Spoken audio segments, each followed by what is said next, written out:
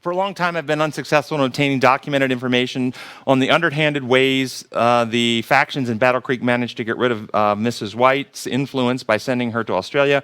I just kept hearing opinions on it. Finally, after reading George Knight's book, Angry Saints, I was able to find this documentation. Letters from Olson and Ellen White to different individuals verified this for me. It appears that one of the backdrop issues was one of authority, seems to be one of those issues. To support their view, one of the sides used administrative clout, expert opinion, creedal legislation, etc., to basically authoritatively move her on. And now the question. Why is Common Reason one of the few ministries able to avoid these pitfalls, since this is such an important issue? And you can answer that from two sides, depending on how you hear the question. Why do we avoid being treated like she was treated by the organization? Well, we don't. We have been. Exactly the same thing. I've been canceled multiple times for no justifiable reason other than authority of office. Lots of same types of methods have been used against us. But maybe... You have gone to Australia. Pardon? Yeah, I have gone to Australia, yeah.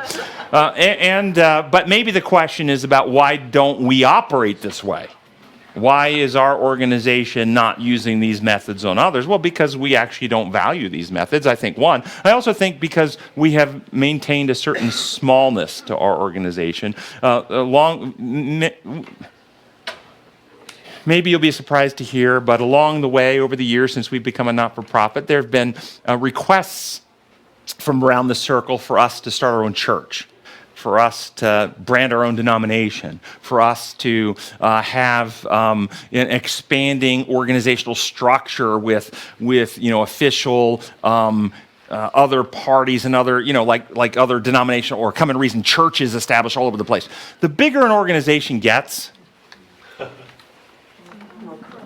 in this world of sin, the more likely you're going to end up with rules governing everything.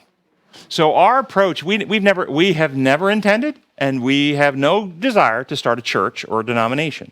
Our ministry has been designed to be a resource of materials and truths and to help people learn to think for themselves, develop their own God-given reasoning capacities, mature in their own life, and then let God use them with whatever organization they're in. If they're at the Methodist Church, then let them apply God's principles. If they're at the Catholic Church, if they're at an Adventist church, it doesn't matter to us as long as God's principles are being taken forward in any organization. So we don't want to call the people that God is working through out of other systems and places. We want to empower them to be successful in wherever God has put them into ministry. So maybe that's a reason why because we're not trying to control everything.